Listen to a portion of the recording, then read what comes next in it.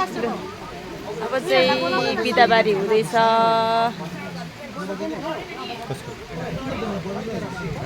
गीत नबजाएको होइन?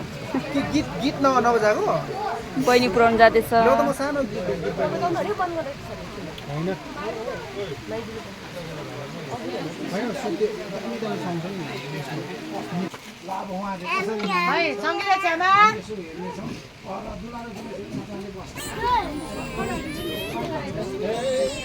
बिदाबारी हुँदैछ।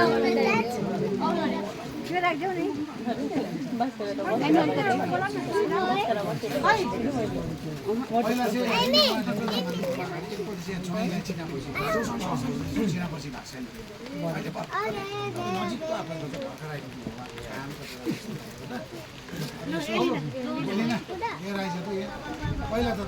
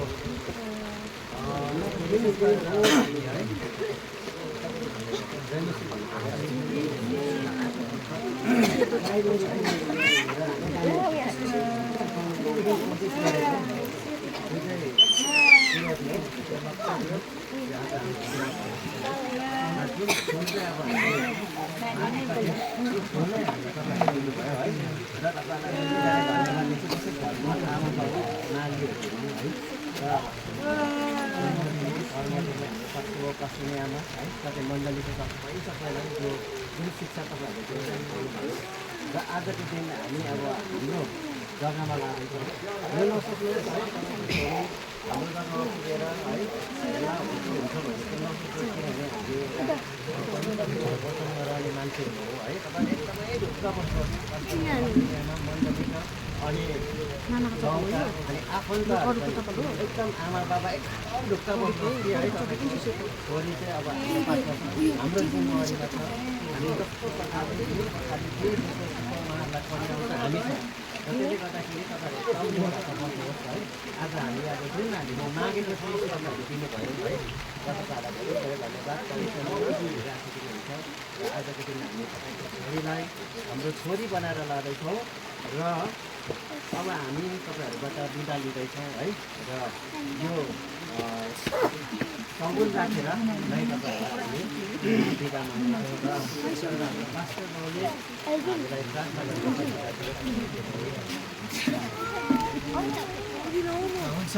अहिले मैले बुझ्दै गर्दा चाहिँ मलाई कस्तो लाग्यो भन्दा उहाँ चाहिँ मान्ने पक्षमा चाहिँ हामी चाहिँ अस्तिदेखि हामीले दिने पक्षमा उहाँले छोरी माग्नुभयो हामीले छोरी दियो। अब अहिले बिदा माग्नुपर्छ हामीले बिदा दिनै पर्ने हुन्छ। यो बिदा चाहिँ कस्तो भन्दा आशिषको बिदा हो है सिकाउनुपर्दाखेरि हामी प्रार्थना गर्छौँ है प्रभुलाई धन्यवाद दिन्छौँ। त्योभन्दा अगाडि प्रार्थना गर्नुभन्दा अगाडि हामी के गर्छौँ भन्दाखेरि प्रभुलाई धन्यवाद दिन्छौँ विशेष गरिकन करुणाको लागि पनि।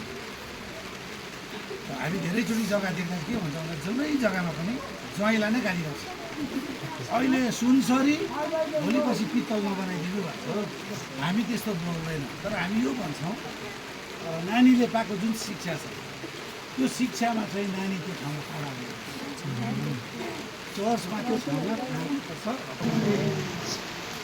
समस्यालाई धेरै धन्यवाद छ। आमा र बाबाले भगवान् दिन्छ छोरी र छोरीलाई आज दिन तपाईँ छोरा हुन्छ उता छोरी हुन्छ लगाइदिने त्यसपछि हामी र होइन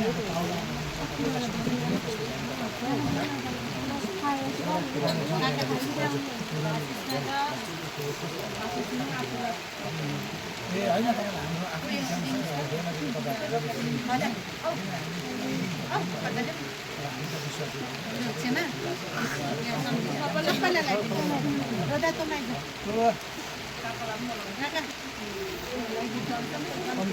सबैलाई ल हाम्रो पाहुनाहरू जहाँ पनि छ तपाईँले दिदीमा यसो